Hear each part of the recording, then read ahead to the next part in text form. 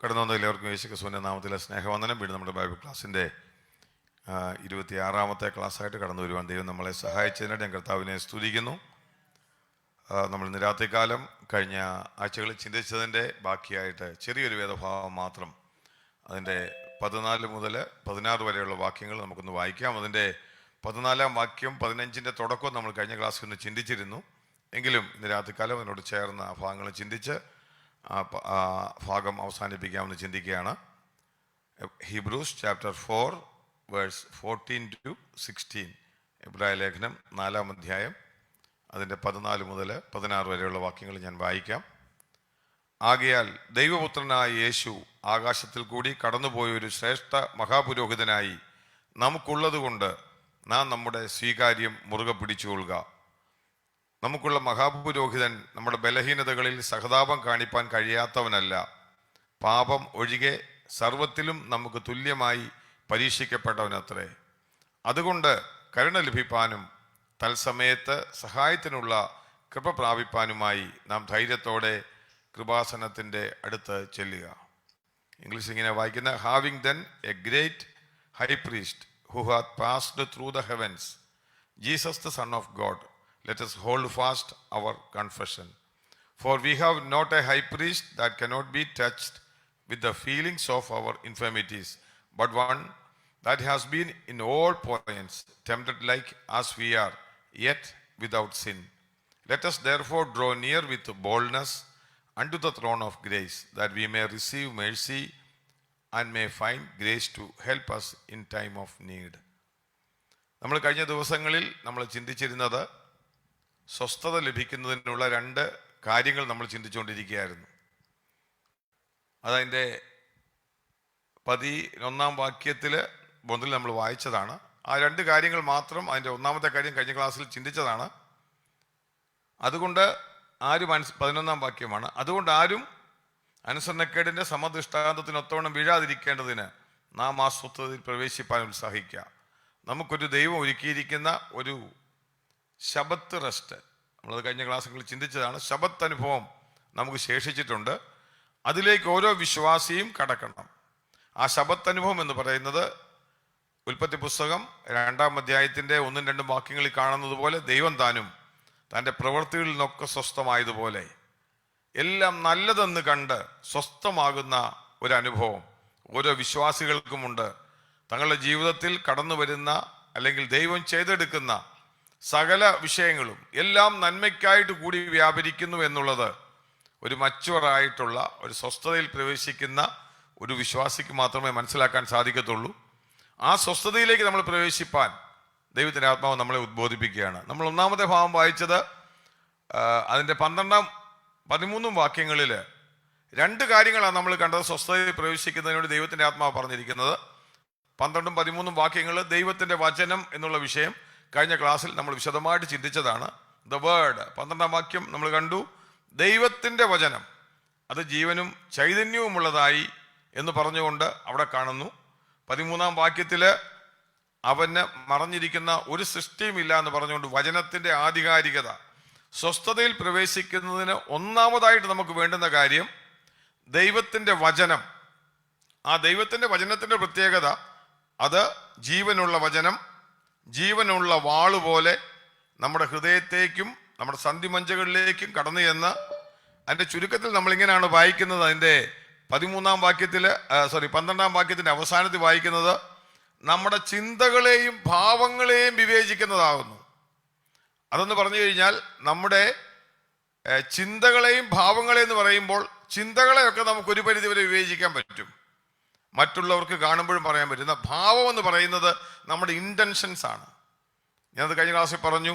അത് നമുക്ക് പലപ്പോഴും തിരിച്ചറിയത്തില്ല. നമ്മൾ ചെയ്യുന്ന ചില കാര്യങ്ങൾ നമ്മൾ ചിന്തിക്കും അത് നല്ലതാണെന്ന് ചിന്തിക്കും, നമ്മുടെ ചിന്തകൾ നല്ലതായിരിക്കാം, പക്ഷെ അതിൻ്റെ പിമ്പിലുള്ള ഇൻറ്റൻഷൻ എന്ന് പറഞ്ഞാൽ അതിൻ്റെ പിമ്പിലുള്ള ഉദ്ദേശം എന്ന് പറയുന്നത് പലപ്പോഴും റോങ് ആയി മാറും. നമുക്കറിയാം, നമ്മൾ ചിലപ്പോൾ നന്മയ്ക്കായിട്ട് ചെയ്യുന്ന കാര്യമായിരിക്കാം, നമ്മുടെ ഉദ്ദേശം നമ്മുടെ ചിന്തകൾ നന്മയായിരിക്കും, പക്ഷെ അതിൻ്റെ പിമ്പിലുള്ള ഇൻറ്റൻഷൻ ചിലപ്പോൾ റോങ് ആയിട്ട് പോവാം. എന്നാൽ ഇതിനെ മനസ്സിലാക്കുവാൻ ഒന്നിനും പറ്റത്തില്ല, ദൈവത്തിൻ്റെ വചനത്തിന് മാത്രമേ പറ്റത്തുള്ളൂ.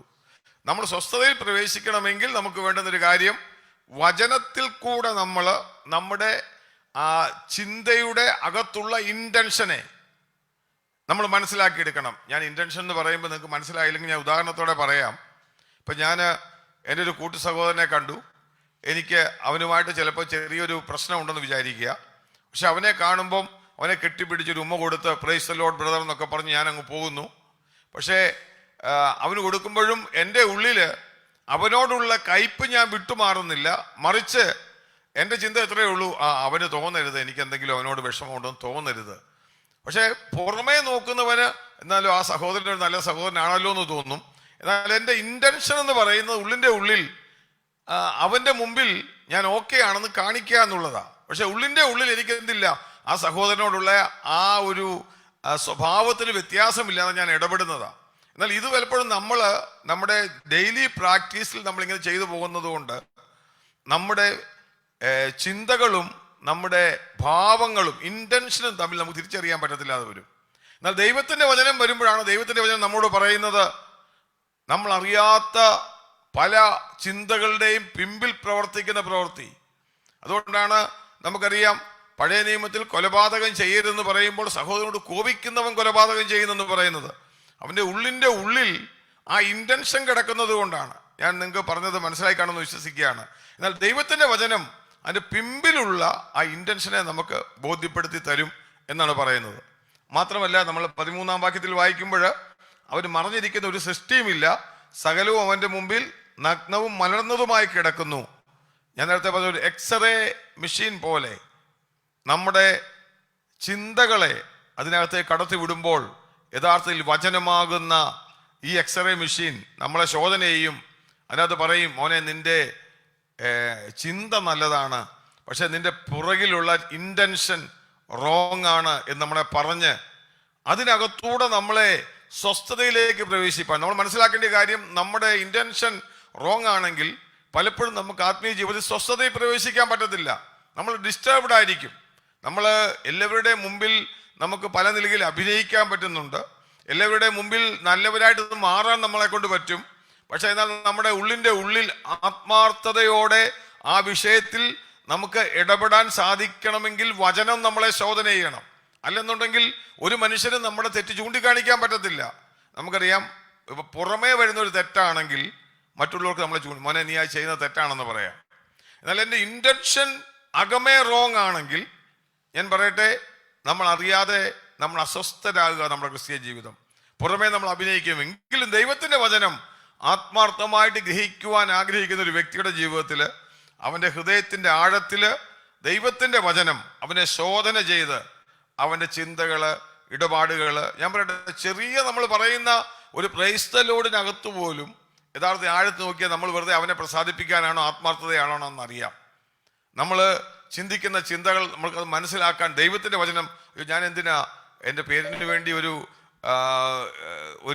മറ്റുള്ളവരെ പ്രസാദിപ്പിക്കാൻ വേണ്ടിയാണല്ലോ ഞാൻ ഇത് ചെയ്യുന്നെന്നുള്ള ചിന്ത ദൈവസന്നിധി നമ്മളെ തന്നെ ശോധന ചെയ്യുവാനും നമ്മളെ അത് കറക്റ്റ് ചെയ്ത് ദൈവസന്നിധിയിലേക്ക് വന്ന് നമ്മളെ ആ സ്വസ്ഥത, ദൈവം തരുന്ന സ്വസ്ഥത, ആ സ്വസ്ഥതയുടെ പ്രത്യേകത അവിടെ കടന്നു വരുന്ന ഒരു വ്യക്തിക്കറിയാം ജീവിതത്തിലെ സകലതും നന്മയ്ക്കായിട്ടാണ് ദൈവം കൂടി വ്യാപരിപ്പിക്കുന്നത്. അവനെ സ്വസ്ഥതയിൽ പ്രവേശിക്കും. രണ്ടാമത് നമ്മൾ പറഞ്ഞത് 14 മുതലുള്ള വാക്യങ്ങളിൽ രണ്ടാമത് സ്വസ്ഥതയിൽ പ്രവേശിക്കാൻ വേണ്ടുന്ന കാര്യം നമ്മൾ വായിച്ചത് 14-ാം വാക്യം ഇങ്ങനെയാണ് വായിക്കുന്നത്, ആകയാൽ ദൈവപുത്രനായ യേശു ആകാശത്തിലൂടെ കടന്നുപോയ ശ്രേഷ്ഠ മഹാപുരോഹിതനായി നമുക്കുള്ളത് കൊണ്ട് നാം നമ്മുടെ സ്വീകാര്യം മുറിവ് പിടിച്ചുകൊള്ളുക. 14 മുതൽ 16 വരെയുള്ള വാക്യങ്ങളിൽ നമ്മളോട് ദൈവത്തിൻ്റെ ആത്മാഭാഗത്ത് പറയുന്നത് നമുക്കൊരു മഹാപുരോഹിതൻ ഉണ്ടെന്നുള്ള ഒരു ചിന്ത. ഈ എബ്രായ ലേഖനം നമ്മൾ പഠിച്ചാൽ, ഞാൻ കഴിഞ്ഞ ക്ലാസ്സിൽ പറഞ്ഞതാണ്, എബ്രായ ലേഖനത്തിൽ യഥാർത്ഥമായിട്ട് വരച്ച് കാണിക്കുന്നത് യേശു കർത്താവ് മഹാപുരോഹിതനാണെന്നുള്ള ഒരു വലിയ സത്യം മറ്റൊരു ലേഖനങ്ങളിലും എഴുതിയിട്ടില്ല. എന്നാൽ സൂചന തരുന്നുണ്ട്, അവൻ വലതുഭാഗത്തിരുന്ന് നമുക്ക് വേണ്ടി പക്ഷപാതം ചെയ്യുന്നു. പക്ഷെ മഹാപുരോഹിതൻ എന്നുള്ള വാക്ക് ഉപയോഗിച്ചിട്ടില്ല. എന്നാൽ എബ്രായ ലേഖനത്തിൽ വരുമ്പോൾ എക്സ്ക്ലൂസീവായിട്ട് വ്യത്യസ്തമായ നിലയിൽ നമ്മുടെ മുമ്പിൽ ഒരു മഹാപുരോഹിതനെ വരച്ച് കാണിക്കുകയും ആ മഹാപുരോഹിതൻ ശ്രേഷ്ഠ മഹാപുരോഹിതനാണെന്നും ആ മഹാപുരോഹിതൻ എന്തുകൊണ്ട് നമ്മളെ സഹായിക്കാമെന്നും അതുപോലെ തന്നെ എങ്ങനെ നമ്മളെ സഹായിക്കാമെന്നുള്ളതും നമുക്ക് ഈ എബ്രായ ലേഖനത്തിൽ മുഴുവനായിട്ട് കാണാൻ സാധിക്കും. അവിടാണ് നമ്മൾ പഠിച്ചു വരുമ്പോൾ വളരെ വ്യക്തമായി പിന്നെ 4:14 മുതൽ ഒരു 10-ാം അധ്യായത്തിൻ്റെ 18 വരെയുള്ള വാക്യങ്ങളിൽ നമ്മൾ നോക്കിക്കഴിഞ്ഞാൽ ഈ മഹാപൗരോഹിത്യ ശുശ്രൂഷയെ അതിൻ്റെ മെച്ചത്തെയും അതും പിന്നെ പഴയ നിയമ ലേവ്യ പൗരോഹിത്യത്തെയും പഴയ നിയമ ന്യായപ്രമാണത്തെക്കാൾ ഉപരിയായി ഈ പൗരോഹിത്യം എത്ര ശ്രേഷ്ഠമാണെന്ന് വിവരിച്ച് ആ 10-18 വരെ ബാക്കിയുള്ള അധ്യായങ്ങളിലെല്ലാം അതാണ് വിശദീകരിക്കുന്നത്. നമ്മൾ വായിക്കുന്നു 1-ാം അധ്യായത്തിൽ നമ്മൾ വായിക്കുമ്പോൾ കാണുന്നുണ്ട്, തുടക്കത്തിൽ തന്നെ 1-ാം അധ്യായത്തിൻ്റെ 3-ാം വാക്യത്തിൽ നമ്മൾ 4-ാം വാക്യത്തിൽ വായിക്കുമ്പോൾ 3 അവസാനം 4 ഉയരത്തിൽ മഹിമയുടെ വലത് ഭാഗത്തിരിക്കുകയും ചെയ്തു. യേശു കർത്താവ് ആ മഹാപുരോഹിത്യ ശുശ്രൂഷ ചെയ്യുന്നത് ഉയരത്തിൽ പിതാവിൻ്റെ വലത് ഭാഗത്തിരുന്നുകൊണ്ടാണ്. യേശു കർത്താവ് ഈ ഭൂമിയിൽ വന്ന് നമുക്ക് വേണ്ടി മരിച്ചടക്കപ്പെട്ട് ഉയർത്തെഴുന്നേറ്റപ്പോൾ മുതലാണ് ഈ മഹാപൗരോഹിത്യ ശുശ്രൂഷ ആരംഭിക്കുന്നത്. പിതാവിൻ്റെ വലത് ഭാഗത്താണ് ഇരിക്കുമ്പോൾ മുതലാണ് ഈ ശുശ്രൂഷ ആരംഭിക്കുന്നത്. 2-ാം അധ്യായത്തിൽ വായിക്കുമ്പോൾ അവിടെ താൻ ഒരു നോട്ട് പോലെ ഈ ശുശ്രൂഷയെ പറ്റി ഒന്ന് വിവരിക്കുന്നുണ്ട്. 2-ാം അധ്യായത്തിൻ്റെ അവസാന ഭാഗത്ത് നമ്മളിങ്ങനെ വായിക്കുന്നത് 17-ാം വാക്യത്തിൽ, അതുകൊണ്ട് 2:17 ഞാൻ വായിക്കുന്നത്, അതുകൊണ്ട് ജനത്തിൻ്റെ പാപങ്ങൾക്ക് പ്രായശ്ചിത്തം വരുത്തുവാൻ അവൻ കരുണയുള്ളവനും ദൈവകാര്യങ്ങളിൽ വിശ്വസ്ത മഹാപുരോഹിതനുമാകേണ്ടതിന് എന്ന് പറഞ്ഞുകൊണ്ട് 2-ാം അധ്യായത്തിൽ മഹാപുരോഹിതനെ പറ്റിയുള്ളൊരു സൂചന കൊടുക്കുകയാണ്. ഒന്നാമത് പിതാവിൻ്റെ വലതുഭാഗത്തിരുന്ന് ഇരിക്കുന്നവനായ ക്രിസ്തുവിനെ പറ്റി 2-ാം അധ്യായത്തിൽ ആ മഹാപുരോഹിതനാണെന്നുള്ള സൂചന നൽകുന്നുണ്ട്. 4-ാം അധ്യായം തൊട്ട് വരുമ്പോൾ നമ്മൾ കാണുന്നത് ആ മഹാപുരോഹിതൻ 4:14 മുതൽ പിന്നീട് ഈ മഹാപുരോഹിതൻ ഒരു വിശ്വാസിയുടെ ജീവിതത്തിൽ എന്താണ് ചെയ്യുന്നു എന്നുള്ളതാണ്. ഇവിടെ നിർത്തിയിട്ട് ഞാൻ ഒരു കാര്യം പറയാം. ഈ എബ്രായ ലേഖനം യഥാർത്ഥത്തിൽ മനസ്സിലാക്കുന്ന ഒരു വിശ്വാസിക്ക് മാത്രമേ ആത്മീക മച്യൂരിറ്റിയിലേക്ക് എത്താൻ പറ്റത്തുള്ളൂ. ഞാൻ പറഞ്ഞത് നിങ്ങൾക്ക് മനസ്സിലായി, ഒന്നുകൂടെ പറയാം. അതുകൊണ്ട് 6-ാം അധ്യായത്തിൽ നമ്മൾ വായിക്കുന്നതുകൊണ്ട് അടിസ്ഥാന ഉപദേശങ്ങളെ വിട്ടിട്ട് നമ്മൾ എന്ത് ചെയ്യണം? പരിജ്ഞാന പൂർത്തി പ്രാപിക്കണം. 6-ാം അധ്യായത്തിൻ്റെ 1-ഉം 2-ഉം വാക്യങ്ങൾ വായിക്കുമ്പോൾ നമ്മളിങ്ങനെ വായിക്കുന്നുണ്ട്, ഈ കൈവപ്പ് സ്നാനങ്ങളെ കുറിച്ചുള്ള ഉപദേശം ഇങ്ങനെ ഇടാതെ എന്ത് ചെയ്യണം? പരിജ്ഞാന പൂർത്തി പ്രാപിപ്പാൻ ശ്രമിക്കണം. അതാരോടാ പറയുന്നേ? ഈ എബ്രായ വിശ്വാസികളോട് പറയുക. അതുപോലെ വീണ്ടും പറയുന്നുണ്ട്, നിങ്ങൾക്ക് പാലല്ല കട്ടിയായിട്ടുള്ള ആഹാരം കഴിക്കാൻ പറ്റുന്നില്ല. 5-ാം അധ്യായത്തിൽ വായിക്കുമ്പോൾ അതിൻ്റെ 13-ാം വാക്യം 5:13 വായിക്കുമ്പോൾ അവരോട് പറയുകയാണ്, പാൽ കുടിക്കുന്നത് നീതിയുടെ വചനത്തിൽ പരിചയമില്ലാത്തവനോ അത്ര, അവൻ ശിശുവാണ്, കട്ടിയായുള്ള ആഹാരം അവന് മനസ്സിലാകാൻ പറ്റുന്നില്ല എന്ന് പറഞ്ഞുകൊണ്ടാണ് പറയുന്നത് പരിജ്ഞാന പൂർത്തി പ്രാപിക്കണം. അന്നേരം ഏത് വിഷയം പറയുമ്പോഴാ ഈ മഹാപൗരോഹിത്യത്തെ പറ്റി പറയുമ്പോൾ പറയുകയാണ്, ഇത് കട്ടിയായിട്ടുള്ള ആഹാരമാണ്, ഇതും മനസ്സിലാകാത്ത ഒരുവന് പരിജ്ഞാന പൂർത്തി പ്രാപിക്കാൻ പറ്റത്തില്ല, അവൻ എപ്പോഴും ശിശുവായിരിക്കും. കൊരിന്ത്യ ലേഖനത്തിൽ നമ്മൾ വായിക്കുമ്പോൾ കൊരിന്ത്യ സഭയോട് പറയുമ്പോൾ ഒരു കാര്യം ഞാൻ ഇടയ്ക്ക് എൻ്റെ ഓർമ്മ വന്നുകൊണ്ട് പറയുകയാണ്. അവർ 1 കൊരിന്ത്യർ നമ്മൾ 3-ാം അധ്യായത്തിൽ വായിക്കുമ്പോൾ അവർ ജഡീകന്മാരാന്ന് പറയുന്നുണ്ട്. നിങ്ങൾക്ക് ഞാൻ കട്ടിയായിട്ടുള്ള ആഹാരമല്ല പാലത്ര വേണ്ടുന്നത്, നിങ്ങൾ ഇപ്പോഴും ഈർഷ്യയും അസൂയയും പിണക്കവും ഒക്കെ നിങ്ങളുടെ ഉള്ളിലുണ്ടെങ്കിൽ നിങ്ങൾ ഇപ്പോഴും ലോക മനുഷ്യരെ പോലല്ലയോ. നമുക്കറിയാവുന്ന വാക്യമാണ് 3-ാം അധ്യായത്തിൻ്റെ 2-3 വാക്യങ്ങളില്ല. നമ്മുടെ നിങ്ങളിപ്പോഴും ശിശുക്കളല്ലയോ എന്ന് പറഞ്ഞ് അവരോട് സംസാരിക്കുന്നുണ്ട്. കൊരിന്ത്യ സഭയിലെ വിശ്വാസികൾ ശിശുക്കളായിരുന്നു. ഈ നമ്മൾ എപ്പോഴും മനസ്സിലാക്കേണ്ട ഒരു കാര്യം, ഒരു വളരെ രസകരമായ ഒരു കാര്യം കൂടി ഞാൻ എൻ്റെ ഓർമ്മ പെട്ടെന്ന് വന്നുകൊണ്ടാണ്. കൊരിന്ത്യ ലേഖനം എടുത്തു കഴിഞ്ഞാൽ പൗലോസ് അവിടെ പറയുന്ന ഒരു കാര്യമുണ്ട്. 1 കൊരിന്ത്യ നിങ്ങൾ ആ വാക്യം ഒന്ന് എടുത്തു നോക്കാം. ഈ കൊരിന്ത്യ സഭയോട് പൗലോസ് ഓരോ സഭകളുടെയും ലെവൽ അനുസരിച്ചിട്ടാണ് സംസാരിക്കുന്നത്. എന്ന് പറഞ്ഞു കഴിഞ്ഞാൽ പാല് കൊടുക്കേണ്ടിയോന് കട്ടിയായിട്ടുള്ള ആഹാരം കൊടുക്കാൻ പറ്റത്തില്ല. കട്ടിയായിട്ടുള്ള ആഹാരം കഴിക്കുന്നവൻ്റെ അടുത്ത് മാത്രമേ കട്ടിയ ആഹാരം കൊടുക്കുക. അല്ലെങ്കിൽ എന്ത് ചെയ്യും? പൗലോസ് തന്നെ വേറൊരു ഭാഗത്ത് പറഞ്ഞ പോലെ അവൻ ഛർദ്ദിക്കും. അവന് കൊച്ചു പിള്ളേർക്ക് നമ്മൾ കട്ടിയായിട്ടുള്ള ആഹാരം കൊടുത്താൽ അവൻ എന്ത് ചെയ്യും? കഴിക്കാനും അറിയത്തില്ല, അവസാനം അത് ഛർദ്ദിച്ച് വയറ് വിളകി അത് അവസാനം പ്രശ്നം ഉണ്ടാക്കും. എന്ന് പറഞ്ഞ പോലെ ഈ ദൈവമക്കളുടെ ജീവിതത്തിലും പ്രശ്നം ഇതാ. ദൈവികമായിട്ടുള്ള കട്ടിയായിട്ടുള്ള ആഹാരം കേൾക്കുന്ന ഉടനെ ഉറക്കം വരികയും നമ്മളെ കൊണ്ട് പറ്റുന്നില്ലെങ്കിൽ അതിൻ്റെ അർത്ഥം എന്താണെന്ന് ചോദിച്ചാൽ നമ്മളിപ്പോഴും ശിശുക്കളാ, പാല് മാത്രം. അതുകൊണ്ട് പൗലോസ് പറയുന്നത് 1 കൊരിന്ത്യർ 2-ാം അധ്യായത്തിൻ്റെ ആർക്കെങ്കിലും ഒന്ന് വായിക്കാം. അതിൻ്റെ 2-ാം അധ്യായത്തിൻ്റെ 3-ാം വാക്യം ഒന്ന് വായിക്കാം. 2-ാം അധ്യായത്തിൻ്റെ 2-ാം വാക്യം ഒന്ന് വായിക്കാം ആർക്കെങ്കിലും. ക്രൂശിക്കപ്പെട്ടവനായ യേശു ക്രിസ്തുവിനെ അല്ലാതെ മറ്റൊന്നും അറിയാത്തവനായി നിങ്ങളുടെ ഇടയിൽ ഇരിക്കണമെന്ന് ഞാൻ നിർണയിച്ചു. മതി. ഇവിടെ പൗലോസ് കൊരിന്ത്യ സഭയെ വന്നോ പറയുകയാണ്, തന്റെ എയിം എന്ന് പറയുന്നത് എന്തു മാത്രമേ ഉള്ളൂ? ക്രൂശിക്കപ്പെട്ടവനായ ക്രിസ്തു. എന്തുകൊണ്ടാണ് നിങ്ങൾക്ക് അറിയാമോ? അവിടെ മെൽക്കിസദേക്ക് പറഞ്ഞു കഴിഞ്ഞാൽ അവിടെ ഇവനെല്ലാം കൂടെ ഇട്ടേച്ചിറങ്ങി ഓടും. കാര്യം ഇവര് നമ്മൾ വായിക്കുന്ന ശിശുക്കളാണ്. ഇവർ തമ്മിൽ പൗലോസിന്റെ പക്ഷക്കാരൻ അപ്പലോസിന്റെ അടിയും പിടിയും ഉണ്ടാക്കുന്ന ഒരു കൂട്ടം ജനം, കേസ് കൊടുക്കുന്ന ജനം, നമ്മൾ വായിക്കുന്നത് പോലെ ജഡീകന്മാരായ ജനം. ഈ ഓരോ അധ്യായം വായിക്കുമ്പോഴും അവരുടെ ജീവിതത്തിലെ അനുഭവങ്ങൾ നമ്മൾ മുമ്പോട്ട് വായിക്കുമ്പോൾ ഓരോ അധ്യായത്തിലും കാണുന്നുണ്ട്. അങ്ങനെ വഴക്കുണ്ടാക്കി ജഡീകന്മാരായ ഒരു സഭയാണ് നമുക്ക് പറയാം ഒരു വിധത്തിൽ പറഞ്ഞു കഴിഞ്ഞാൽ. പൗലോസ് അവരുടെ വിഷയങ്ങളാണ് ഈ 1-ാം അധ്യായത്തിൽ തീർക്കുന്നത്. അവരുടെ മുമ്പിൽ വരുമ്പോൾ ഈ എപ്പോഴും വഴക്കുണ്ടാക്കുന്ന ജഡീകന്മാരായ ഈ വിശ്വാസികളുടെ അടുത്ത് വരുമ്പോൾ പൗലോസ് പറയുക, ഞാൻ ഒന്നേ നിങ്ങളുടെ അടുത്ത് പ്രസംഗിക്കാൻ ഉദ്ദേശിക്കുന്നുള്ളൂ. എന്താണ്? ക്രൂശിക്കപ്പെട്ടവനായ ക്രിസ്തു എന്ന് പറഞ്ഞു കഴിഞ്ഞാൽ നിങ്ങളുടെ പാപങ്ങൾക്ക് പരിഹാരം വരുത്തി ക്രൂശിൽ മരിച്ച ഒരു ക്രിസ്തുവിനെ അല്ലാതെ എനിക്ക് കൂടുതലൊന്നും നിങ്ങളുടെ അടുത്ത് എന്ത് ചെയ്യാൻ പറ്റുന്നില്ല. മറ്റും അറിയാൻ വയ്യാഞ്ഞിട്ട് അറിയാത്തവനായി ഇരുന്നെന്ന് പറഞ്ഞാൽ അതിനർത്ഥം അത് മാത്രമേ ഉള്ളൂ. കാര്യം ഇവർ ചെയ്യുന്ന തമ്മിൽ അസൂയയും പകയും പിണക്കവും ഒക്കെ ഉള്ളവരാ, ജഡീകന്മാരാ, ആത്മീയമായി ഇത് ഗ്രഹിക്കാൻ പറ്റുന്നില്ല. പൗലോസ് പറയാ, എനിക്കിവിടെ നിങ്ങൾ പ്രസംഗിക്കാനുള്ള ക്രൂശിക്കപ്പെട്ട ക്രിസ്തു, നിങ്ങളുടെ പാപങ്ങൾക്ക് വേണ്ടി മരിച്ച ക്രിസ്തു, നിങ്ങൾ അന്യോന്യം ക്ഷമ ചോദിച്ച ക്ഷമ തരുന്നവനായ ക്രിസ്തു. എന്നാണ് നമ്മൾ എബ്രായ ലേഖനത്തിൽ വായിക്കുമ്പോൾ പൗലോസ് പറയുകയാണ്, നമ്മൾ വായിച്ച വായതിൽ മഹാപുരോഹിതനായ മെൽക്കിസദേക്കിന്റെ ക്രമപ്രകാരം പുരോഹിതനായ ക്രിസ്തു. അവരോട് പറയുക, ഇത് കട്ടിയായിട്ടുള്ള ആഹാരമാ, അത് പക്വത വന്നവർ മനസ്സിലാക്കേണ്ട കാര്യമാ.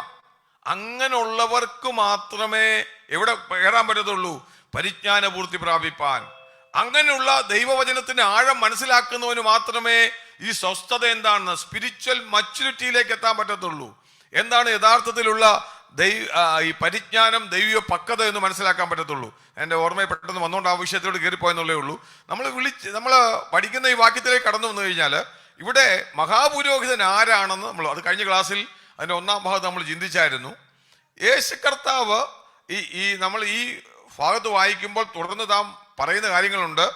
അഹരോന്യ പൗരോഹിത്യത്തെക്കാൾ എങ്ങനെയാണ് ഈ മെൽക്കിസദേക്കിന്റെ ക്രമപ്രകാരമുള്ള പൗരോഹിത്യം ശ്രേഷ്ഠമായിരിക്കുന്നത്, എങ്ങനെയാണ് ആ പുരോഹിതനെ അപ്പോയിന്റ് ചെയ്തിരിക്കുന്നത്.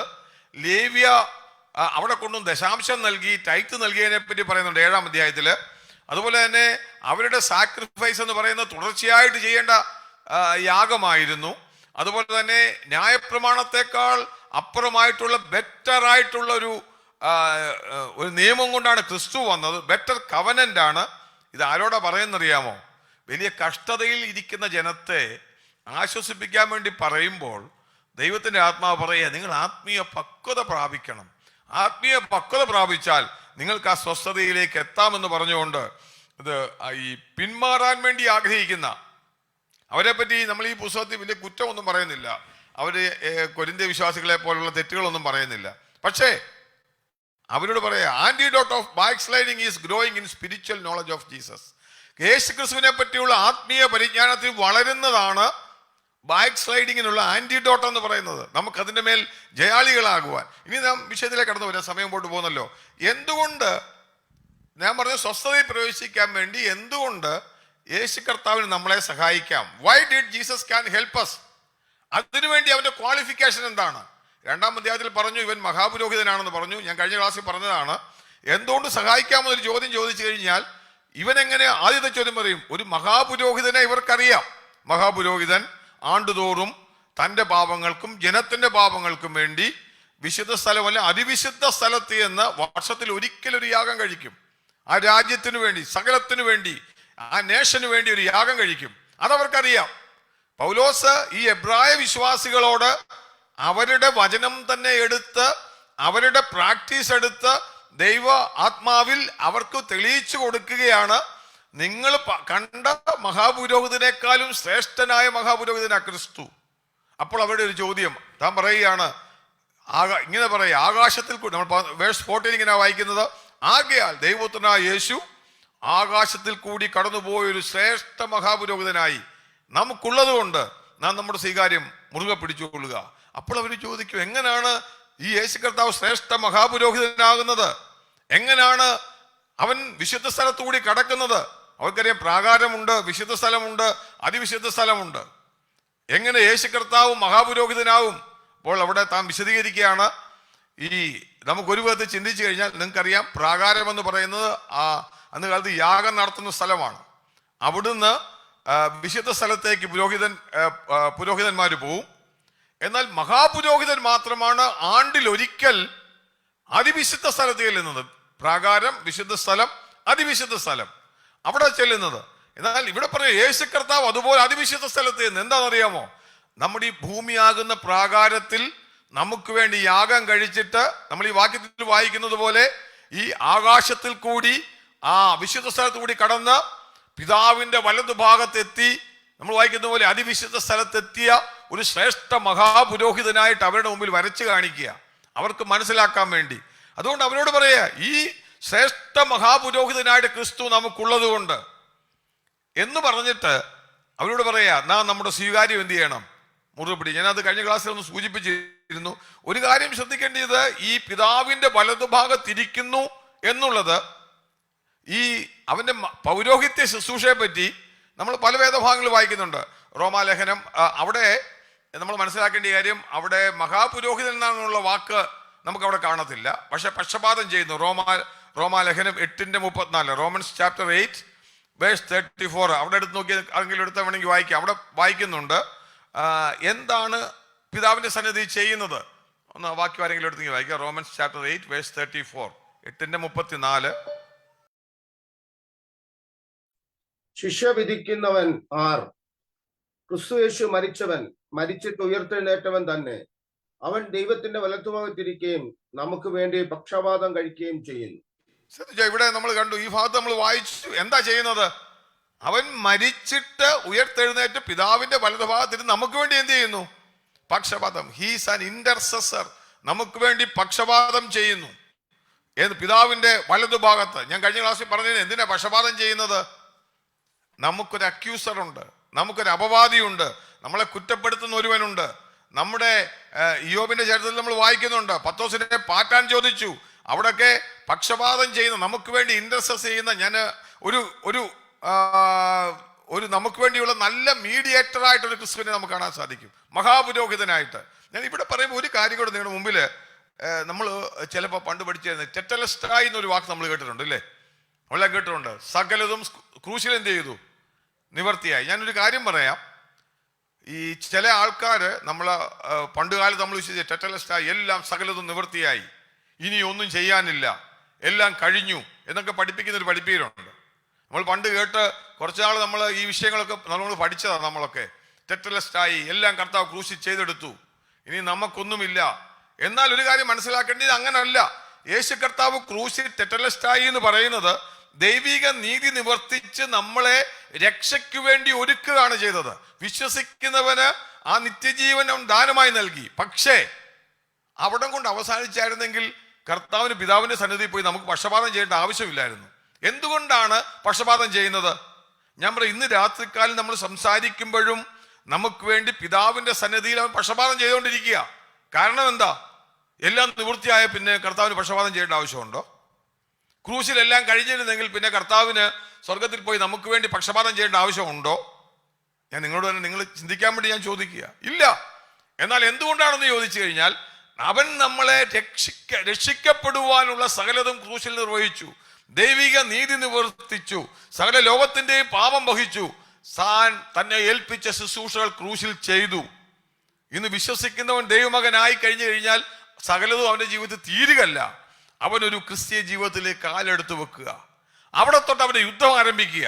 ഞാൻ പറയട്ടെ, നമ്മുടെ ക്രിസ്തീയ ജീവിതത്തെ തകർക്കുന്ന പൈശാചിക മണ്ഡലങ്ങൾ, ലോകം, ജഡം, പിശാച്, ഇതെല്ലാം നമ്മളെ തകർക്കുവാൻ വേണ്ടി ശ്രമിക്കുമ്പോൾ, ഞാൻ പറയട്ടെ, നമ്മളെ കുറ്റപ്പെടുത്തുന്ന, നമ്മൾ കഴിഞ്ഞ ഏതോ ഒരു ഞാൻ മീറ്റിങ്ങിൽ പറഞ്ഞതാ, വെളിപ്പാട് പുസ്തകം 12-ാം അധ്യായത്തിൽ അപവാദിയായിട്ട് സ്വർഗത്തിൽ നമ്മളെ കുറ്റം വിധി, രാപ്പകൽ തൻ്റെ മക്കളെ കുറ്റം വിധിക്കുന്ന അപവാദിയെ തള്ളിയിട്ട് കളഞ്ഞല്ലോ. എൻ്റെ അർത്ഥം എന്ന് വെച്ച് കഴിഞ്ഞാൽ, നമ്മൾ ഈ ഭൂമിയിലായിരിക്കുമ്പോഴും ഈ രക്ഷയിലേക്ക് ക്രിസ്തുവിന്റെ ക്രൂശുമരണത്തിൽ കൂടി കയറിയെങ്കിലും അത് തുടക്കം മാത്രം, അവസാനമല്ല. എപ്പോ വേണമെങ്കിലും നമ്മൾ എന്ത് ചെയ്യാം? പരാജയപ്പെട്ടു പോകാം. പിശാച് നമ്മളെ വിരുത് തെറ്റിക്കാം. നമ്മുടെ ഓട്ടം സ്ഥിരതയോടെ ഓടണം. നമ്മൾ ഉറച്ചു നിൽക്കുന്നവരാകണം. നമ്മൾ വായിച്ചതുപോലെ ഹോൾഡ് ഫാസ്റ്റ് ചെയ്യണം, മുറുകെ പിടിക്കുന്നവരാകണം. എങ്കിൽ മാത്രമേ ക്രിസ്ത്യ ജീവിതം അതിൻ്റെ അവസാനത്തിലേക്ക് എത്തത്തുള്ളൂ. നമ്മൾ 2-ാം അധ്യായത്തിൽ ഇസ്രായേൽ മക്കളുടെ ചരിത്രത്തിൽ വായിച്ചായിരുന്നു. നമ്മൾ 3-ാം അധ്യായത്തിൽ അവർ കനാൻ നാട്ടിൽ പ്രവേശിക്കാതിരുന്നതിൻ്റെ കാര്യം നമ്മൾ വായിക്കുന്നുണ്ട്. അവർ കേട്ട വചനം അവർക്ക് ഉപകാരമായി ഭവിച്ചില്ല. ഞാൻ ഇന്ന് രാത്രി കാലം പറയാം, ഇന്ന് നമ്മുടെ പ്രത്യേകത, നമുക്കൊരു ഇന്റർസെസർ, നമുക്കൊരു പക്ഷപാതം ചെയ്യുന്ന ഒരുവൻ നമുക്ക് വേണ്ടി സ്വർഗത്തിലുണ്ട് എന്നുള്ള വലിയൊരു ചിന്ത. പക്ഷപാതം ചെയ്യുന്ന ഒരുവൻ നമുക്ക് വേണ്ടി സ്വർഗത്തിലുണ്ട്. അതുകൊണ്ട് ഇന്ന് രാത്രിയിലും നമ്മളൊരു കാര്യം മനസ്സിലാക്കണം, കർത്താവിന് നമ്മളെ പറ്റിയുള്ള ശുശ്രൂഷ അവസാനിച്ചിട്ടില്ല. നമ്മൾ ഈ ഭൂമിയിലായിരിക്കുമ്പോൾ, നമ്മുടെ കുറവുകൾ വരുമ്പോൾ, പിശാച് നമുക്കെതിരെ വാളെടുക്കുമ്പോൾ, ഞാൻ പറയാം നമുക്ക് വേണ്ടി പക്ഷപാതം. അതുകൊണ്ടാണ് പറയുന്നത്, ആകാശത്തിൽ കൂടി കടന്നുപോയ ശ്രേഷ്ഠ മഹാപുരോഹിതനായി നമുക്കുള്ളത് കൊണ്ട് നമ്മോട് എന്താ പറയുന്നത് അറിയാവോ? നമ്മുടെ സ്വീകാര്യം മുറുകെ പിടിച്ചുള്ള, ഇംഗ്ലീഷ് പറയുന്നത് ലെറ്റ് us ഹോൾഡ് ഫാസ്റ്റ് അവർ കൺഫെഷൻ എന്ന് പറഞ്ഞാൽ നമ്മുടെ ഏറ്റുപറച്ചിൽ നമ്മൾ മുറുകെ പിടിക്കണം. എന്താണ് നമ്മൾ ഏറ്റുപറഞ്ഞത്? യേശു എൻ്റെ കർത്താവാണ്, ഞാൻ അവന് കീഴ്പ്പെട്ടവനാണ്, എൻ്റെ ജീവിതം ഞാൻ അവനായി സമർപ്പിച്ചതാണ്. ഈ ഉറപ്പ് നമ്മൾ എപ്പോഴും എന്ത് ചെയ്തോണം? ഏറ്റുപറയണം. We have to hold fast our മുറുകെ പിടിക്കണം. മുറുകെ പിടിക്കുന്ന എന്തിനാ? അല്ലെന്നുണ്ടെങ്കിൽ നമ്മൾ തെറ്റിപ്പോകാനുള്ള സാധ്യതയുണ്ട്. ക്രിസ്ത്യ ജീവിതത്തിൽ ഞാൻ പറയാം, ക്രിസ്തീയ ജീവിതം ക്രിസ്തുവിന്റെ ക്രൂശ് മരണത്തിൽ കൂടെ നമുക്ക് ലഭിക്കപ്പെട്ടത് നമ്മുടെ പാപത്തിന്റെ മോചനവും പുതിയ ജീവിതത്തിലേക്കുള്ള പ്രവേശനവുമാണ്. എന്നാൽ ഇന്നും അതുകൊണ്ട് നമ്മൾ സങ്കീർത്തനത്തിൽ വായിക്കുന്നുണ്ട്, അവൻ ഇസ്രായേലിന്റെ പരിപാലകൻ, അവൻ എന്തെന്നില്ല, മയങ്ങുകയുമില്ല, ഉറങ്ങുകയുമില്ല. ഞാൻ പറയാം, നമുക്ക് വേണ്ടി അനുദിനവും പക്ഷപാതം കഴിക്കുന്ന ഒരു ശ്രേഷ്ഠ മഹാപുരോഹിതൻ നമുക്കുണ്ട്. ഇന്ന് രാത്രിയിൽ നമ്മൾ ദൈവസന്നിധി വരുമ്പോൾ ഓർക്കണം, ഈ വാക്യം അവർക്ക് പറയുമ്പോൾ എബ്രായ വിശ്വാസികൾക്ക് വളരെ ഈസിയാണ് ഇത് മനസ്സിലാക്കാൻ. കാര്യം ഒരു മഹാപുരോഹിതനെ അറിയാവുന്നതാ. അവരോട് പറയുക, നിങ്ങളത് മുറുകെ പിടിക്കണം. ഇന്ന് രാത്രികാലം നമുക്ക് ദൈവസന്നിധി വരുമ്പോൾ നമ്മളോടും പറയുന്നൊരു ചിന്ത ഇതാണ്, നമ്മൾ മുറുകെ പിടിക്കുക. നമ്മുടെ വിശ്വാസം, അത് ഈ ഹോൾഡ് ഫാസ്റ്റ് അവർ കൺഫെഷൻ എന്നുള്ളത് വിശ്വാസത്തിന്റെ ഏറ്റുപറച്ചിൽ മുറുകെ പിടിക്കുക എന്നാണ് പുതിയ ട്രാൻസ്ലേഷനിലൊക്കെ എഴുതിയിരിക്കുന്നത്. നമുക്ക് ദൈവസന്നിധി നമ്മുടെ വിശ്വാസത്തിന്റെ അടിസ്ഥാനം മുറുകെ പിടിക്കുക. ഞാൻ ക്രിസ്തുവിന്റെ മകനാണ്, ക്രൂശിലൂടെ ഞാൻ ദൈവമകനായതാണ്, എനിക്ക് വേണ്ടി ഒരു ശ്രേഷ്ഠ മഹാപുരോഹിതൻ പക്ഷപാതം ചെയ്യുന്നു, ഞാൻ പരാജയപ്പെടത്തില്ല. ഞാൻ പറയാം, ഒരു അഡ്വക്കേറ്റായിട്ട് ഒരുവൻ ഉണ്ടാകേണ്ടതിന്റെ കാരണം എന്താണെന്ന് ചോദിച്ചു കഴിഞ്ഞാൽ, നമുക്ക് വേണ്ടി പിതാവിന്റെ സന്നിധിയിൽ വാദിക്കുന്ന ഒരുവനാണ്. പിശാചിന് ഒരിക്കലും നമ്മുടെ മുമ്പിൽ പിതാവിന്റെ സന്നിധിയിൽ നമ്മളെ ജയിക്കാൻ പറ്റത്തില്ല. കാര്യം നമുക്ക് വേണ്ടി സകലതും ചെയ്ത ഒരു ശ്രേഷ്ഠ മഹാപുരോഹിതൻ അവിടെ ഉണ്ട്. എന്നിട്ട് അടുത്ത വാക്യത്തിൽ പറയുന്നത്, ഞാനത് ഒന്ന് പറഞ്ഞതായിരുന്നു, നമുക്ക് എന്തുകൊണ്ട് അവന് ഇതാ പറഞ്ഞത്, എന്തുകൊണ്ട് കർത്താവിന് സഹായിക്കാം. കാര്യം പിതാവിന്റെ വലതു ഭാഗത്തിരിക്കുന്ന ശ്രേഷ്ഠ മഹാപുരോഹിതനായിട്ട് ഇരിക്കുന്നത് കൊണ്ട് ഹി ക്യാൻ ഹെൽപ്പ് അസ്. അവന്റെ ക്വാളിഫിക്കേഷൻ എന്താണ് സഹായിക്കാനുള്ളത്? നമുക്കറിയാം, ഒരു ജോലി കൊടുക്കുമ്പോൾ ക്വാളിഫിക്കേഷൻ ചോദിക്കും. ഈ എബ്രായ വിശ്വാസികളോട് പറയുക, നിങ്ങൾക്കൊരു ശ്രേഷ്ഠ മഹാപുരോഹിതനുണ്ട്, അവൻ ആകാശത്തിൽ കൂടി കടന്നുപോയി പിതാവിന്റെ വലതുഭാഗത്തിരിക്കുക. അവനെ പറ്റിയുള്ള നിങ്ങളുടെ സ്വീകാര്യം, വിശ്വാസം നിങ്ങൾ മുറുകെ പിടിക്കണം. So that you can reach to the maturity, അല്ലെങ്കിൽ നിങ്ങൾക്ക് ആ സ്വസ്ഥതയുടെ അനുഭവത്തിലേക്ക് പ്രവേശിക്കാനായിട്ട് സാധിക്കും. രണ്ടാമത് ഞാൻ അടുത്ത വാക്യത്തിലേക്ക് കിടക്കട്ടെ. രണ്ടാമത് പറയുന്നത്, അതിന്റെ 15-ാം വാക്യത്തിലേക്ക് കടന്നു വരുമ്പോൾ എങ്ങനെ സഹായിക്കാം. ഇത് ഞാൻ കഴിഞ്ഞ ക്ലാസ്സിൽ സ്വല്പം ഒന്ന് പറഞ്ഞിരുന്നു. എങ്ങനെ സഹായിക്കാം? വെറുതെ പോയി മഹാപുരോഹിതനായിട്ട് ഇരിക്കാൻ പറ്റത്തില്ല. എങ്ങനെ സഹായിക്കാൻ പറ്റും? അതാണ് 15-ാം വാക്യം പറയുന്നത്. 15-ാം വാക്യം ഞാൻ വായിക്കാം. നമുക്കുള്ള മഹാപുരോഹിതൻ, വീണ്ടും അവരോട് പറയുകയാണ്, എന്താണ് പ്രത്യേകത? നമുക്കുള്ള മഹാപുരോഹിതൻ നമ്മുടെ ബലഹീനതകളിൽ സഹതാപം കാണിപ്പാൻ കഴിയാത്തവനല്ല, പാപമൊഴികെ സർവ്വത്തിലും നമുക്ക് തുല്യമായി പരീക്ഷിക്കപ്പെട്ടവനത്താണ് നമുക്കുള്ളത്. For we have not a high priest that cannot be touched with the feelings of our infirmities എന്ന് പറഞ്ഞു കഴിഞ്ഞാൽ, ഞാനിപ്പോൾ ഒരു ഉദാഹരണം പറഞ്ഞു കഴിഞ്ഞാൽ, നമുക്ക് ഈ നീന്തൽക്കുളത്തിൽ ഇറങ്ങാത്ത ആൾക്ക് നീന്തൽ പഠിപ്പിക്കാൻ പറ്റും, അല്ലേ? അത് കേട്ടിട്ടുണ്ടോ? അവർ ഭയങ്കര തിയോളജിക്കലി അങ്ങനെ കൈ രണ്ടടിക്കണം, കാല് രണ്ടടിക്കണം, എന്നിട്ട് ഇങ്ങനെ നിൽക്കുമ്പോൾ നിങ്ങൾ ഇങ്ങനെ അങ്ങോട്ട് പോയാൽ നിങ്ങൾ നീന്തൽ പഠിക്കുമെന്ന് നമുക്ക് വേണമെങ്കിൽ ബുക്കിൽ കൂടെ ഒക്കെ എഴുതി പഠിപ്പിക്കാൻ പറ്റും. പക്ഷേ ഒരിക്കലും അങ്ങനെ നീന്തൽ അറിയാത്ത ഒരുവൻ നീന്തൽ പഠിപ്പിക്കാൻ പറ്റത്തില്ല. അവൻ നീന്തിയെങ്കിൽ മാത്രമേ അവൻ അതിനകത്തെ ആ കാര്യങ്ങൾ അറിയത്തുള്ളൂ എന്ന് പറഞ്ഞ പോലെ, ഞാൻ പറയാം, നമുക്ക് തുല്യം പരീക്ഷിക്കപ്പെടാത്ത ഒരുവന് നമുക്ക് പകരക്കാരനായിട്ട് പക്ഷപാതം ചെയ്യാൻ പറ്റത്തില്ല. നമുക്കെതിരെ ഇപ്പം ഞാൻ പറയാം, ഈ ഗൾഫിലുള്ള ഒരാൾ നാട്ടിൽ ചെല്ലുന്നുണ്ട് ചോദിക്കും, എന്താ വെച്ചാൽ നമ്മൾ ഗൾഫിൽ നിന്ന് ചെല്ലുമ്പോൾ ചിന്തിക്കുന്നത് ഇവന്മാരൊക്കെ ഭയങ്കര ആൾക്കാരെ, പണ്ടൊരാൾ പറഞ്ഞ പോലെ കുലിക്കുക ഉടനെ മരത്തേന്ന് പൈസ വീഴുക, ഇവന്മാരുടെ പോക്കറ്റിലും എല്ലാം പൈസ. നമ്മൾ നാട്ടിൽ ചെല്ലുന്നവർക്ക് കുപ്പൂസും വെള്ളം അടിച്ചൊക്കെ നമ്മൾ കഴിഞ്ഞ കാലങ്ങളൊക്കെ നമുക്കേ അറിയത്തുള്ളൂ. പക്ഷേ നാട്ടുകാരിങ്ങനെ പറയുമ്പോൾ ഗൾഫിൽ നിന്ന് ഒന്നാൻ പറയും, ഇവൻ പോകുന്ന അനുഭവം എനിക്കറിയാം, ഞാനും അവനെ പോലെ അവിടെ ഉള്ളവനാ എന്ന് പറഞ്ഞ് ഇവനെ സപ്പോർട്ട് ചെയ്യണമെങ്കിൽ അവിടെ ഉണ്ടായിരുന്ന ഒരു വ്യക്തിക്ക് അറിയത്തുള്ളൂ. അല്ലാത്തവർ വിചാരിക്കും, ഇവൻ ഭയങ്കര അവിടെ നിന്ന് മരം കുലുക്കി പൈസ ഇട്ടേച്ച് നാട്ടിൽ വരികയാണെന്നാണ് ചിന്തിക്കുന്നത്. ഞാൻ പറഞ്ഞത് ഇതുപോലാണ് കർത്താവ് നമുക്ക് തുല്യമായി പരീക്ഷിക്കപ്പെട്ടവനാ. ലോകം, ജഡം, പിശാച് നമ്മൾ വായിക്കുന്നുണ്ടെങ്കിൽ ലൂക്കോസിന്റെ സുവിശേഷത്തില് അവൻ ഉപവാസ സമയത്ത് 40 രാവും 40 പകലും പിശാച് അവനെ പരീക്ഷിച്ചുകൊണ്ടിരുന്നു.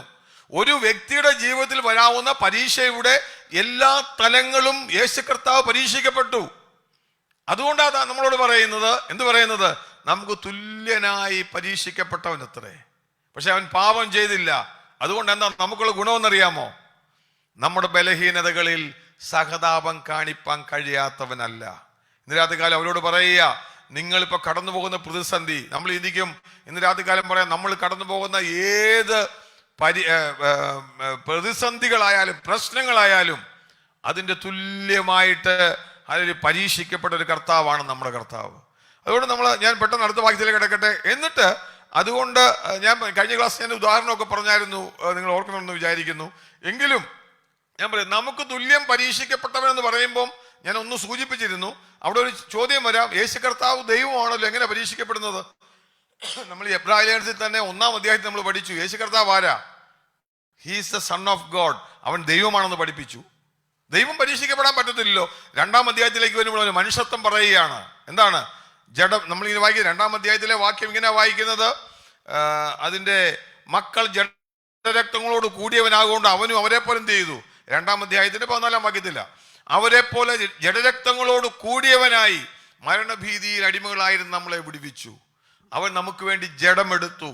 അതായത് ഒരേ സമയം തന്നെ 1-ാം അധ്യായത്തിൽ അവൻ ദൈവമാണെന്ന് പ്രൂവ് ചെയ്യുമ്പോൾ 2-ാം അധ്യായത്തിൽ അവൻ മനുഷ്യനാണെന്ന് പ്രൂവ് ചെയ്യുക. മനുഷ്യത്വത്തിൽ നമുക്ക് തുല്യമായി അവൻ പരീക്ഷിക്കപ്പെട്ടു. നമുക്ക് പകരക്കാരനായി ഇന്നും പിതാവിന്റെ സന്നിധിയിൽ, ഞാൻ പറയാം, യേശു കർത്താവിന്റെ ആ മനുഷ്യത്വം അവസാനിച്ചിട്ടില്ല. നമുക്ക് വേണ്ടി പക്ഷപാതം ചെയ്യുന്ന ഇന്ന് അവൻ പിതാവിന്റെ സന്നിധിയിൽ ഇരിക്കുമ്പോൾ നമ്മുടെ ബലഹീനതകളെ അറിയുന്ന നമ്മളെപ്പോലുള്ള ഒരുവൻ നമുക്ക് വേണ്ടി ഇരിക്കുമ്പോൾ, നമ്മളിപ്പോൾ ചില ഈ കോർട്ടിലൊക്കെ കേസിന് പോകുമ്പം ആ കേസെല്ലാം അറിയാവുന്ന അഡ്വക്കേറ്റ് ഉണ്ടെങ്കിൽ നമുക്ക് വേണ്ടി കാര്യങ്ങൾ പറയുന്നത് പോലെ, അല്ലെങ്കിൽ നമ്മുടെ ഒരാള് നമുക്ക് വേണ്ടി ഒരു വലിയ വ്യക്തിയുടെ അടുത്ത് പോകുമ്പോൾ പറയുന്നത് പോലെ, നിരാധികാലം പറഞ്ഞ നമ്മുടെ അതേ ജഡസ്വഭാവമുള്ളവൻ നമുക്ക് വേണ്ടി പിതാവിന്റെ സന്നിധിയിൽ പക്ഷപാതം ചെയ്യുന്നു. നമ്മൾ പറയാം. എന്നിട്ട് ഞാൻ ആ വാക്കുകൾ ചുരുക്കുന്നതിന് മുമ്പ് പെട്ടെന്ന് പറയട്ടെ. ഇവിടെ ഇങ്ങനെ നമ്മൾ വായിക്കുന്നത് അതിന്റെ 16-ാം വാക്യം വായിച്ച് പെട്ടെന്ന് അവസാനിപ്പിക്കും. 16-ാം വാക്യത്തിൽ നമ്മൾ ഇങ്ങനെ വായിക്കുന്നുണ്ട്, അതുകൊണ്ടെന്ന് പറഞ്ഞാൽ തുടങ്ങുന്നത്. ഞാൻ പറയട്ടെ, അവിടെ എന്തുകൊണ്ടാണ് അങ്ങനെ പറയുന്നത്? അതുകൊണ്ട്, അത് എങ്ങനെ കർത്താവ് നമുക്ക് വേണ്ടി ആയിത്തീർന്നു എന്നുള്ളത് ചോദിച്ചു കഴിഞ്ഞാൽ ഒന്ന് പറയുകയാണ്, അതുകൊണ്ടെന്ന് പറഞ്ഞാൽ നമുക്ക് തുല്യമായി സകലത്തിലും പരീക്ഷിക്കപ്പെട്ടവൻ മാത്രമല്ല, നമ്മുടെ ബലഹീനതകളിൽ സഹതാപം കാണിപ്പാൻ കഴിയുന്നവനും കൂടാ. നമുക്ക് വരാവുന്ന 2 കാര്യങ്ങൾ അടുത്ത നമ്മൾ ഈ 16-ാം വാക്യത്തിൽ വായിക്കുമ്പോൾ 4 ചോദ്യങ്ങൾക്ക് അവിടെ ഒരു ഉത്തരം നൽകിക്കൊണ്ടാണ് ഈ ഭാഗം അവസാനിപ്പിക്കുന്നത്. 4-ാം അധ്യായത്തിന്റെ 16-ാം വാക്യം ഞാൻ വായിക്കാം. 16-ാം വാക്യത്തിൽ നമ്മൾ ഇങ്ങനെ വായിക്കുന്നത്, അതുകൊണ്ട് കരുണ ലഭിപ്പാനും തത്സമയത്ത് സഹായത്തിനുള്ള കൃപ പ്രാപിപ്പാനുമായി നാം ധൈര്യത്തോടെ കൃപാസനത്തിന് അടുത്ത് ചെല്ലുക. വളരെ ഈ ഒരു ഭാഗം നാം കൺക്ലൂഡ് ചെയ്തെങ്ങനെയാണ്? ഇവിടെ 4 ചോദ്യം. എന്തുകൊണ്ടാണ്? ഞാൻ therefore എന്ന് പറഞ്ഞാണ് തുടങ്ങുന്നത്. എന്തുകൊണ്ട്? നമ്മളോട് പറയുക, ഈ മഹാപുരോഹിതൻ നമുക്കുള്ളത് കൊണ്ട് അവന്റെ അടുത്തേക്ക് ചെല്ലണം. എന്തുകൊണ്ട് ചെല്ലണം എന്നൊരു ചോദ്യം ചോദിച്ചാൽ ഒന്ന് നമുക്ക് പറയാൻ പറ്റും, അവൻ എന്ത് ചെയ്തു? നമുക്ക് വേണ്ടി ശ്രേഷ്ഠ മഹാപുരോഹിതനാണ്. 2ാമത്, അവൻ പിതാവിന്റെ വലതുഭാഗത്തിരിക്കുന്നു. 3ാമത് നമുക്ക് പറയാം, അവൻ നമ്മെ പോലെ പരീക്ഷിക്കപ്പെട്ടവനാണ്. 4ാമത് നമ്മൾ വായിച്ചത്, നമ്മൾ ബലഹീനതകളിൽ സഹതാപം കാണിപ്പാൻ കഴിയാത്തവനല്ല എന്ന് പറഞ്ഞിട്ട് 16-ാം വാക്യത്തിൽ പറയാ, അതുകൊണ്ട് നിങ്ങൾ എന്ത് ചെയ്യണം? ഇവന്റെ ഈ മഹാപുരോഹിതന്റെ അടുത്തേക്ക് വരണം. അവിടെ ചോദിക്കുന്ന ചോദ്യം, ഞാൻ ചില കാര്യങ്ങൾ പറഞ്ഞിട്ട് ഞാൻ പോവുകയാണ്. ഒന്ന്, എന്തുകൊണ്ട് അടുത്ത് വരണം? നമ്മൾ എന്തുകൊണ്ട് ഈ മഹാപുരോഹിതന് അടുത്ത് ചെല്ലണം? ഞാൻ പറഞ്ഞു, നമുക്ക് തുല്യം പരീക്ഷിക്കപ്പെട്ടവനാ, എന്നെ അറിയാവുന്നവനാ. ചില ആൾക്കാർ പറയത്തില്ലേ, അവൻ എന്നെ നല്ലവണ്ണം അറിയാവടാ, കുഴപ്പമൊന്നുമില്ല, അവൻ ചെയ്താലൊന്നും എനിക്കറിയാം, അവൻ എന്നെ നല്ലവണ്ണം അറിയാവുന്നതാണ്. ഇന്ന് രാത്രിക്കാലം നമുക്ക് പറയാൻ പറ്റും കേട്ടോ, ദൈവത്തിൻ്റെ സന്നിധിയിലേക്ക് ചെല്ലുമ്പോൾ എന്നെ അടുത്തറിയാവുന്ന, എൻ്റെ പരീക്ഷകളും എൻ്റെ ബലഹീനതകളും അടുത്തറിയാവുന്ന നല്ലൊരു കർത്താവ്. ചില ആൾക്കാരോട് ചോദിച്ചാൽ പറയുക, ഞാൻ ക്രിസ്ത്യ ജീവിതത്തിൽ വളർന്നിന് ഇച്ചിരിയുടെ ഒക്കെ അങ്ങ് എത്തിയേച്ചാൽ മതി. കർത്താവ് പറയുക, എന്നെ പിരിഞ്ഞ് നിങ്ങൾക്കൊന്നും ചെയ്യാൻ പറ്റത്തില്ല. ഞാൻ പറയാം, നമ്മൾ പിശാച് നമ്മളെ പാറ്റുവാൻ നമ്മുടെ സ്വന്തത്തിൽ ആശ്രയിച്ചാൽ ഞാൻ പറയാം നമ്മൾ പരാജയപ്പെട്ടു പോകും. കർത്താവെ, ഓരോ ദിവസവും നമ്മൾ ഇവിടെ ഇതവിടെ പറയുമ്പോൾ 3-4 കാര്യങ്ങൾ പറഞ്ഞതിൻ്റെ അത് വരുമ്പോൾ എത്രത്തോളം നമ്മുടെ ക്രിസ്ത്യ ജീവിതം ദൈവമായിട്ട് ക്ലോസ് ചെയ്തായിരിക്കണം എന്ന് പറയുകയാണ്. ഒന്ന്, നമുക്ക് എന്തുകൊണ്ട് അടുത്ത് വരണം? നമുക്ക് വേണ്ടി ഒരു ബലഹീനത അറിയുന്ന, നമ്മളെപ്പോലെ പരീക്ഷിക്കപ്പെട്ട ഒരു കർത്താവുണ്ട്. ആ കർത്താവിൻ്റെ അടുത്തേക്ക് നമ്മൾ വരുമ്പോൾ അവൻ നമുക്ക് വേണ്ടി പിതാവിൻ്റെ വലതുഭാഗത്ത് പക്ഷപാതം ചെയ്യുന്ന കർത്താവാണ്. രണ്ടാമത് നമ്മൾ പറയാം, നിങ്ങൾ വാക്യം ശ്രദ്ധിച്ചാൽ മതി, എപ്പോൾ അടുത്ത് വരണം. നിങ്ങൾ തന്നെ വാക്യം വായിച്ചിട്ട് നോക്കുക, എപ്പോഴടുത്ത് വരണം എന്നാ പറയുന്നേ. 16-ാം വാക്യത്തിൽ പറയുന്നുണ്ട്, തൽസമയത്ത് അടുത്ത് വരണം. എപ്പോഴാ വരണ്ടേ? തൽസമയത്ത് അടുത്ത് വരണം. തൽസമയം എന്ന് പറഞ്ഞാൽ എന്തുവാ? ഇംഗ്ലീഷ് പറയുന്നത് ഇൻ ടൈംസ് ഓഫ് നീഡ്, ആവശ്യമുള്ള സമയത്ത് അടുത്ത് വരണം. അത് ഏത് സമയമാണെന്ന് നിങ്ങൾക്ക് അറിയാമോ? എപ്പോഴും 24 hours. നമ്മളെപ്പറ്റി പറയുന്നത് നമുക്ക് തുല്യം പരീക്ഷയിൽപ്പെട്ടവനാ. നമ്മുടെ തൽസമയം എന്ന് പറയുന്നത് ചിലപ്പോൾ നമ്മൾ എക്സ്ട്രീമായിട്ട് നമ്മളെ തന്നെ ക്രിസ്ത്യ ജീവിതം നയിക്കാൻ പറ്റാത്തൊരു പരീക്ഷകളുടെ ബലഹീനതകളുടെ കൂമ്പാരം വന്ന് നമ്മൾ പരാജയപ്പെടുമ്പോൾ, നമ്മളറിയാതെ പിശാച് നമുക്കെതിരെ നമ്മൾ പറയും പിതാവിൻ്റെ സന്നിധിയിൽ അല്ലെങ്കിൽ അവൻ ചെന്ന് നമ്മളെപ്പറ്റി കുറ്റപ്പെടുത്തുമ്പോൾ, ഞാൻ പറയും ശ്രേഷ്ഠ മഹാപുരോഹിതനുണ്ട്, അവൻ നോക്കിയിട്ട് പറയില്ല, അവൻ എൻ്റെ രക്തത്താൽ വീണ്ടെടുക്കപ്പെട്ട എന്നിൽ ആശ്രയിക്കുന്ന എൻ്റെ പൈതലാണ്, അവനൊന്നും ചെയ്യാൻ പറ്റത്തില്ല, അവനെ പ്രൊട്ടക്ട് ചെയ്യണം. പത്രോസിനോട് പറഞ്ഞതുപോലെ അവനെ പാറ്റാൻ വേണ്ടി ചോദിച്ചു, എന്നാൽ വിശ്വാസം പോയി പോകാതെ അവനെ പരിപാലിച്ചൊരു ദൈവമുണ്ടെങ്കിൽ ഇതിനകത്ത് കാലം ഞാൻ പറയാം, തൽസമയത്ത് നമ്മൾ Lord I need your grace. കർത്താവ്, നിന്റെ സന്നിധിയിലേക്ക് ഞാൻ കടന്നു വരുന്നു, എനിക്ക് നിന്നെ ആവശ്യമുണ്ട് കർത്താവേ, എല്ലാ നിമിഷവും. യഥാർത്ഥ ദൈവമക്കനെ സംബന്ധിച്ച് ഇങ്ങനെ പറയും, I need him all the time. നമ്മൾ പറഞ്ഞല്ലോ എപ്പോഴും പ്രാർത്ഥിക്കണമെന്ന് പറയുന്നതിന് അർത്ഥം അറിയാം, ഐ നീഡ് ഹിസ് ഹെൽപ്പ്.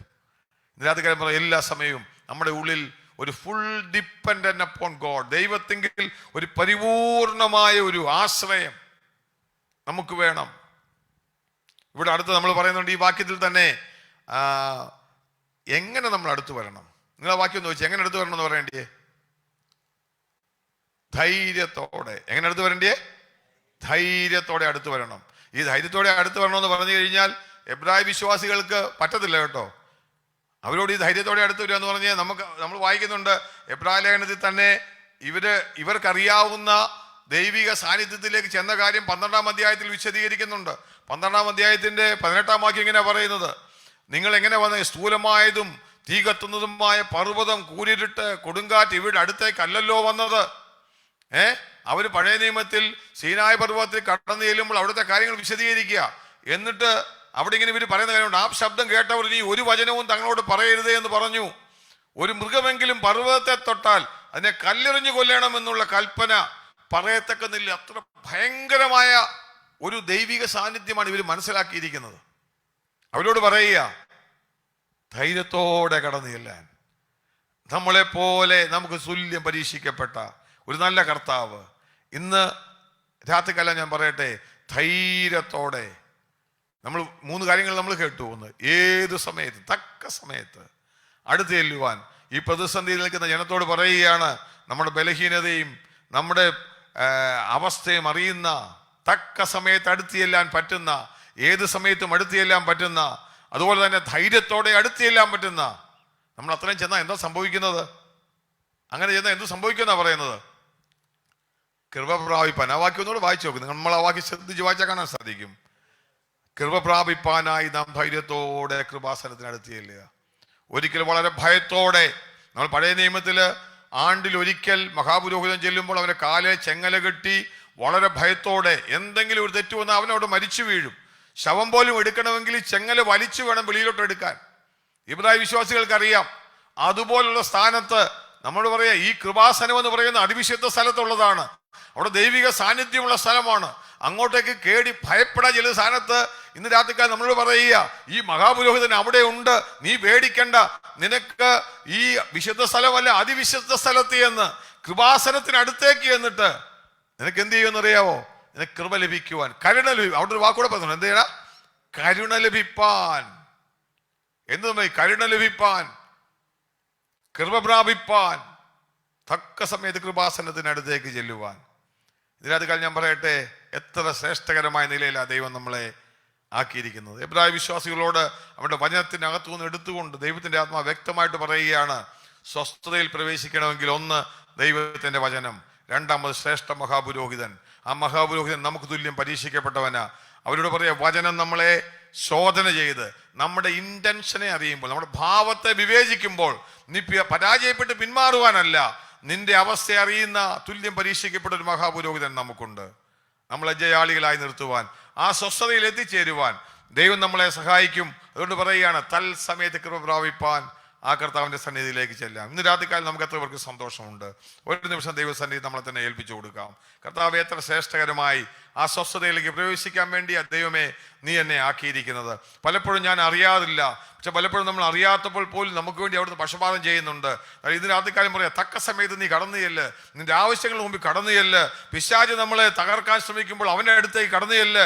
നമുക്ക് വേണ്ടി പിതാവിന്റെ സന്നിധിയിൽ അവൻ പക്ഷപാതം ചെയ്യും. നമ്മളെപ്പോലെ സകലത്തിലും പരീക്ഷിക്കപ്പെട്ടവനാണ് അവൻ. ഏത് സമയത്ത് ചെല്ലാനും ധൈര്യത്തോടെ ചെല്ലാനും നമ്മുടെ പരാജയത്തിന്റെ മധ്യത്തിൽ ചെല്ലുവാനും നമുക്ക് മതിയായ ഒരു കർത്താവാണ്. ആ കർത്താവിന്റെ കരങ്ങൾ ഇന്ന് രാത്രിക്കാലം നമുക്ക് ഏൽപ്പിച്ചു കൊടുക്കാം. ഈ വചനങ്ങളാൽ ദൈവം നമ്മളെ സഹായിക്കട്ടെ. നമുക്ക് തുറന്ന് പ്രാർത്ഥിക്കാം. ഇപ്പം മനഃപൂർവ്വം പ്രാർത്ഥിച്ച് നമുക്ക് മീറ്റിംഗ് അവസാനിപ്പിക്കാം.